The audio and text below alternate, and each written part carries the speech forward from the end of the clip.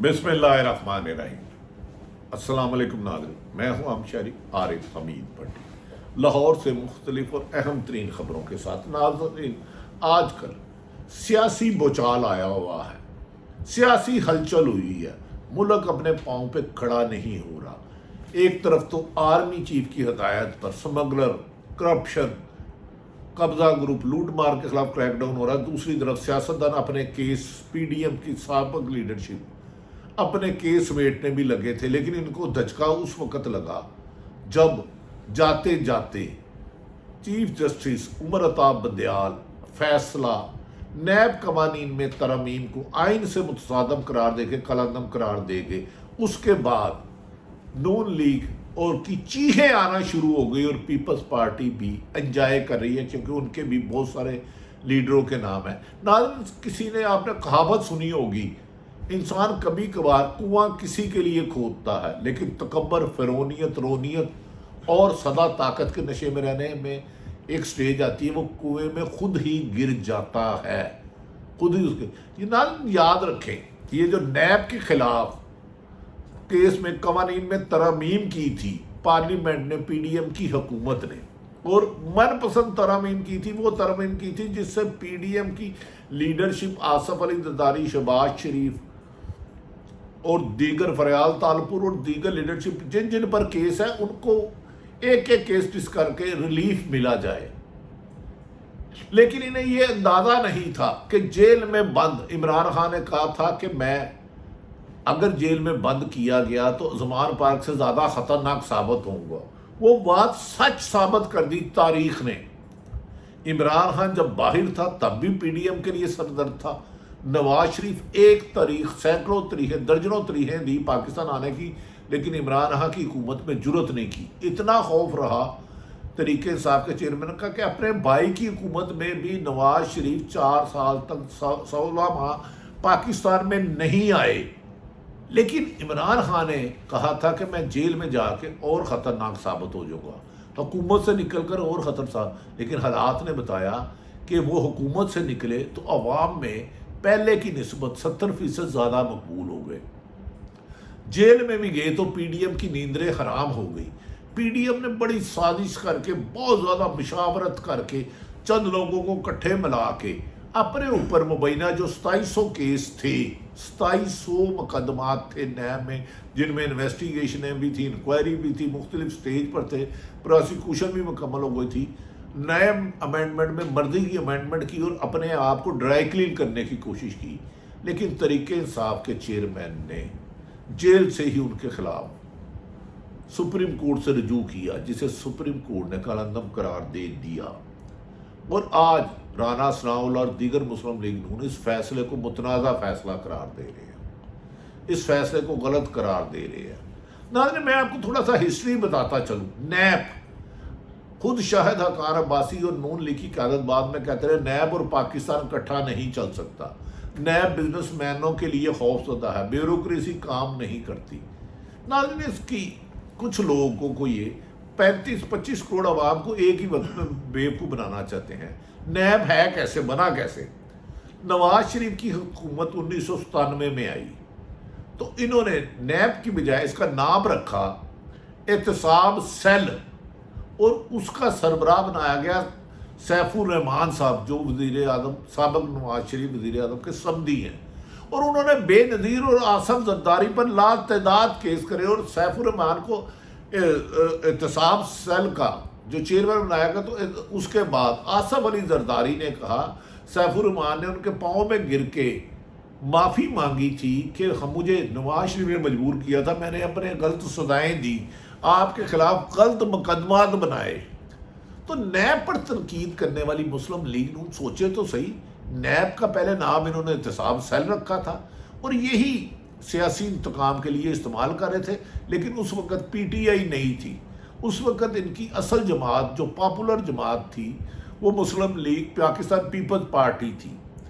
बेनज़ीर भुट्टो उस वक़्त हयात थी, उनके खिलाफ, जरदारी ख़ानदान के खिलाफ सैफुर रहमान ने एहतसाब सेल से लातदाद मुकदमे दर्ज कराए, उन्हें जेलों में एक तवील अरसा रखा। बाद में जब जनरल परवेज़ मुशर्रफ इक़्तिदार में आए तो उन्होंने एहतसाब का नाम بدل کر کام وہی رہا، اس کا نام نیب بیورو بنا دیا، اور یہ سلسلہ جنرل امجد آئے اور انہوں نے بھی سیاسی توڑ پھوڑ کی اور اپنے مخالفین کو ختم کرنے کے لیے مقدمہ درج کیے۔ یہ سلسلہ جاری رہا۔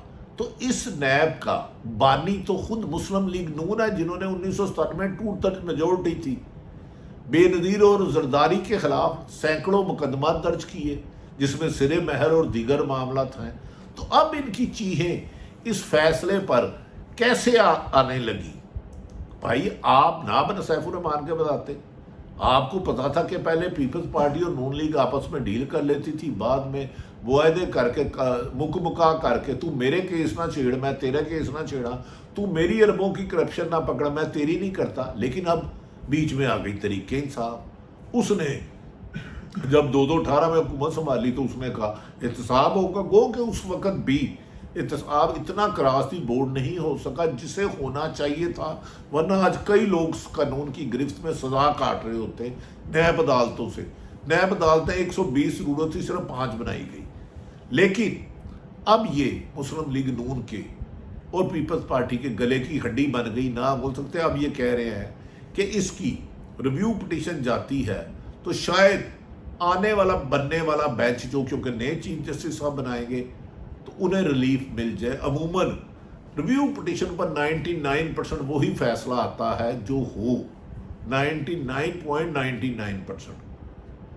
تو اب یہ حکومت کے لیے درد، پی ڈی ایم کے لیے درد سر بن گئی۔ اب یہ الیکشن کو اور تاخیر سے کرانا شروع کریں گے، اور نیب کے جو کلندم قرار دیا ہے سپریم کورٹ نے، اس کو ختم کرانے کے لیے ایڑی چوٹی کا زور لگائیں گے۔ اور اس میں کہا جا رہا ہے ایک شخصیت نے کچھ عرصہ قبل اسپین میں نواز شریف سے بھی ملاقات کی تھی پاکستان سے جا کے، کیا وہ کوئی اہم رول ادا کریں گے؟ یہ تو اب وقت ہی بتائے گا۔ ناظرین، لہذا اس قانون کے بعد اب عمران خان کا سائفر کیس میں ہائی کورٹ میں ضمانت دائر کر دی گئی ہے۔ ایف آئی اے کے ریکارڈ کے مطابق سائبر کیس اتنا کمزور ہے کہ اگر اسلام آباد ہائی کورٹ نے اس کو بروقت سنا تو بہت جلد عمران خان کی یقینی ضمانت ہو جائے گی۔ توشہ خانہ میں نیب کیس میں اگر وہ پکڑتے ہیں القادر میں، تو اس میں بھی جب تک پراپرٹی ٹائکون ملک ریاض جنہوں نے ان کو جگہ دی تھی اور ایک ٹرسٹ بنایا تھا، اسے نہیں بلاتے تو وہ کیس ثابت سال نہیں ہو سکتا، لہذا وہ آنے والا کیس بھی دم توڑ جائے گا۔ کیا اس سخت سے، اس ظلم سے، زیادتی سے تحریک انصاف کو اقتدار میں آنے سے روکا جا سکتا ہے؟ یہ ضد خواہش تو ہو سکتی ہے، لیکن اس کی بظاہر قانونی طور پر مشکل نہیں۔ ہاں، یہ طریقہ رکھا ہوا حکومت نے کہ 10 دفعہ بھی ضمانت ہو اگلے کیس میں گرفتار کر لیں، یہاں تک کہ پرویز لاہی کو جج صاحب نے حکم دیا کہ کوئی بھی ادارہ گرفتار نہیں کرے گا، 16 ایم پی او کے تحت ختم کر لیا، جس پر ہائی کورٹ کے جسٹس بابر ستار نے ڈی سی اسلام آباد اور ڈی سی پنڈی کے توہین عدالت کے لیے فرد جرم عائد کرتی ہے۔ یہ موجودہ حکمران جو پی ڈی ایم کا تسلسل ہے، نگران حکومت، ان کا ایک ہی مقصد ہے طریق انصاف کے مطابق انہیں جیل میں رکھنا اور الیکشن میں نہ جانے دینا، لیکن لگتا ہے اس میں ناکامی ہوگی، کیونکہ عدالت نے کل جو فیصلہ دیا ہے اس میں واشگاف لفظوں میں ہے، جو آصف علی زرداری، نواز شریف اور بڑے بڑے لیڈروں پہ کیس ہے، انہوں نے کہا نیب میں آمدن سے زیادہ اثاثے، یعنی کہ آپ نے ٹیکس دیا 10,000 اماؤنٹ پہ اور آمدن اثاثے بنائے آپ نے 10 کروڑ کے، زیادہ اثاثوں کے کیس ہیں، اور یہ کیس پیپلز پارٹی اور نون لیگ کی قیادت کی میجورٹی پر ہیں۔ نیب میں اثاثوں کی منی ٹریل دوبارہ فراہم کرنا ملزم کی ہی ذمہ داری ہے۔ یاد رکھیں کہ مے فر فریڈ کے جب کیس چل رہے تھے تو نواز شریف نے اسمبلی میں کھڑے ہو کے کہا یہ ہے وہ اثاثے جس سے مے فر فلیٹ خریدی، اور قومی اسمبلی میں کھڑے ہو کے کہا، میڈیا سے، عوام سے خطاب میں کہا، لیکن سپریم کورٹ میں اس کی ٹریل نہیں دے سکے۔ لہذا اب ساری امیدیں سپریم کورٹ پر ہیں کہ کیا ماضی میں یا موجودہ اربوں روپے لوٹنے والوں کو کوئی ریلیف ملتا ہے کہ نہیں۔ اب قانون کی حکمرانی ہی ملک کو اس معاشی اور سیاسی عدم استحکام سے نکال سکتی ہے۔ دوسری طرف خوشخبریاں یہ آ رہی ہیں کہ کہا جاتا ہے کہ جو ٹریس کال عمران ریاض سے متعلق ہوئی تھی، آئی جی پولیس نے عدالت میں بیان دیا ڈاکٹر عثمان انور نے کہ اس گروہ کا سراغ لگا لیا ہے اور کبھی امکان ہے کہ بہت جلد عمران ریاض اپنے بیوی بچے اپنے ماں باپ کے پاس آ جائے۔ ہماری دعا ہے کہ عمران ریاض جہاں بھی ہو خیریت سے ہوں۔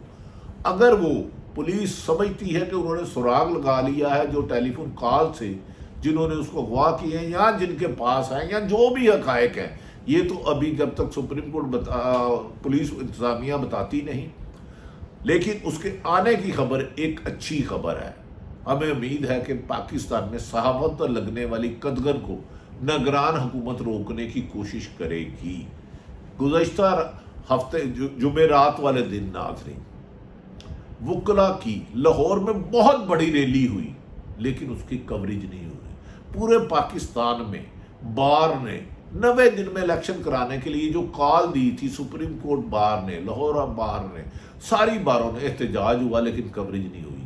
لیکن اگر یہ ریلیوں کا اور وکلا برادری کا، دوسری طرف مہنگائی سے ستائے ہوئے عام شہریوں کا احتجاج شروع ہو گیا تو بہتر ہے کہ اس واقعہ سے پہلے 90 دن میں الیکشن کو یقینی بنایا جائے۔ آج بلاول بھٹو نے بھی تقریر کی اور کہا کہ صرف ایک جماعت اس وقت مسلم لیگ نون کی طرف اشارہ کر کے بعض لوگوں کی لاڈلی ہے، انہیں لیول پلے فیلڈنگ دی جا رہی ہے، انہیں الیکشن مہم چلانے کی اجازت دی جا رہی ہے، باقی سب کے لیے راستے بند کیے جا رہے ہیں۔ انہی بیانات کی وجہ سے پاکستان پیپلز پارٹی کے خلاف کراچی میں پیپلز پارٹی کے بلاول بھٹو کے مطابق اتحاد بنوایا جا رہا ہے اور الزام لگایا جا رہا ہے کہ سندھ میں 15 سال سے غیر قانونی حکومت تھی۔ اب وقت یہ آ گیا ہے کہ عمران خان کے جیل سے آنے کے آثار نمایاں ہو چکے ہیں اور دوسری طرف سپریم کورٹ پر سیکرٹ ایکٹ اور دیگر ریویو پٹیشن ان پاکستان کے مستقبل کا فیصلہ کرے گی کہ پاکستان میں کرپشن کا خاتمہ ہوگا، رول آف لا سے چلے گی، یا من مانی طاقتور شخصیات اپنے قانون کو اپنی مرضی سے موڑ کر اپنے حق میں فیصلے کروائیں گے۔ اللہ تعالیٰ پاکستان کا حامی و ناصر ہو۔ پاکستان زندہ۔